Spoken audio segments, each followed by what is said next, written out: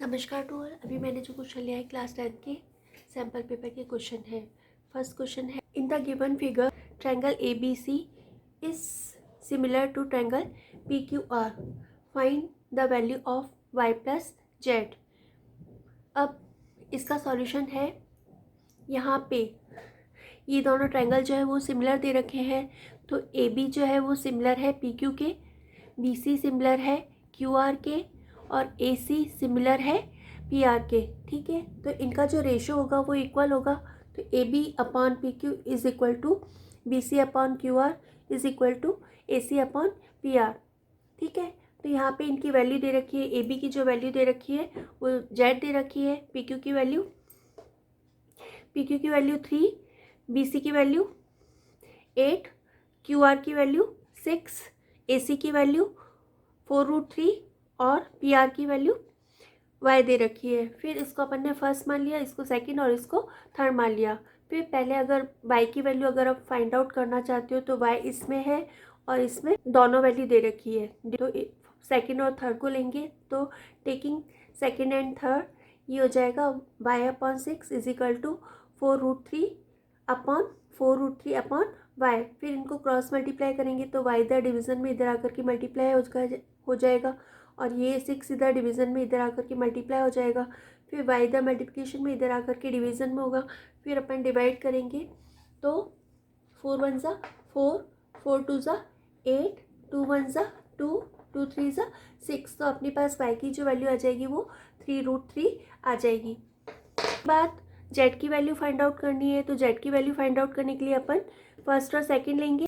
तो taking first and second ये given है z/3 इज इक्वल टू 8/6। फिर 3 इधर डिवीज़न में इधर आकर के मल्टीप्लाई होगी।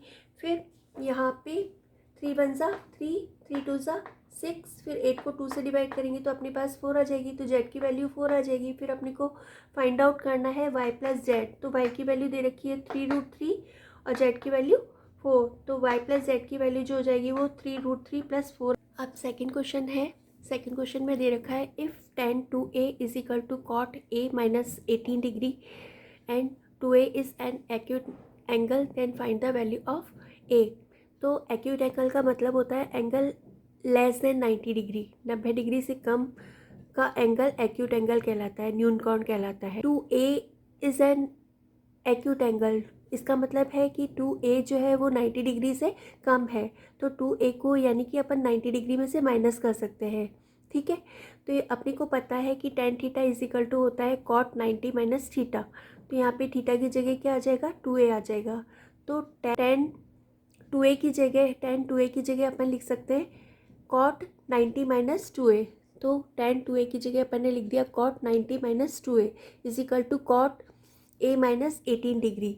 ठीक है, फिर यहाँ पे ये दोनों इक्वल हैं, इनके रेशियो इक्वल है यानी कि कॉट इक्वल है, तो इनके एंगल भी आपस में इक्वल होंगे। तो ये 90 minus 2a is equal to a minus 18। फिर ए के आगे कोई साइन नहीं है तो इसको प्लस मानेंगे, ये इधर आकर के माइनस हो जाएगा। इस 90 के कोई साइन नहीं है तो इसको प्लस मानेंगे, ये यहाँ ट्रांसपोज होकर के माइनस हो जाएगा। फिर इन दोनों की साइन सेम है तो इन दोनों को प्लस करेंगे। इसके आगे कोई नंबर नहीं है तो 1 मानेंगे। तो 2a और 1a टोटल 3a हो जाएगा और दोनों के आगे माइनस साइन है तो इसके आगे भी माइनस साइन लेंगे। फिर यहाँ पे भी दोनों का सेम साइन है तो दोनों को प्लस करेंगे तो 90 और 18 108 हो जाएगा। दोनों के आगे माइनस साइन है तो यहाँ पे सम के आगे भी माइनस साइन होगा। फिर माइनस से माइनस कैंसिल हो जाएगा। यहाँ पे 3 और a के बीच में कोई साइन नहीं है तो अपन मल्टीप्लिकेशन का साइन मानेंगे, ये इधर आकर के डिवीज़न में हो जाएगा। फिर 108 को अपन 3 से डिवाइड करेंगे तो 3 3 ज़ा 9, 10 में से 9 को माइनस करेंगे 1 और 8 को नीचे उतारेंगे तो 18 हो जाएगा। 3 6 ज़ा 18, तो a की वैल्यू जो हो जाएगी वो 36 आ जाएगी। I think you all have understood. अब थर्ड क्वेश्चन है, 2 coins are tossed together, find the probability of getting both heads और बोथ टेल्स।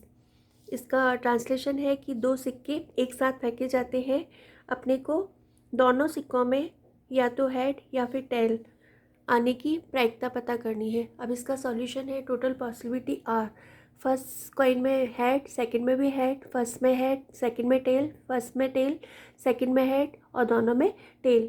तो टोटल पॉसिबिलिटी जो हो गई वो 1 2 3 4। तो NS की वैल्यू जो हो गई वो 4 हो गई। फिर फेवरेबल आउटकम, दोनों में या तो हेड हेड आए या फिर दोनों में टेल टेल आए। तो इसकी पॉसिबिलिटी जो हो गई वो फेवरेबल आउटकम जो हो गया वो 1 2। तो NE की वैल्यू जो हो गई वो 2 हो गई। फिर प्रोबेबिलिटी ऑफ हेड और टेल इन बोथ कॉइन्स, तो probability of event is equal to NE upon NS। फिर probability of event is equal to NE की वैल्यू जो दे रखी है वो 2 दे रखी है और NS की वैल्यू 4 दे रखी है। फिर ये दोनों नंबर जो है वो 2 से डिविजिबल है, दोनों को 2 से डिवाइड करेंगे, 2 1 ज़ा 2, 2 2 ज़ा 4। तो यहाँ पे probability of this event is 1/2। I think you all have understood. If you have understood, please like, share and subscribe our channel. Thank you for watching my video. Love you all.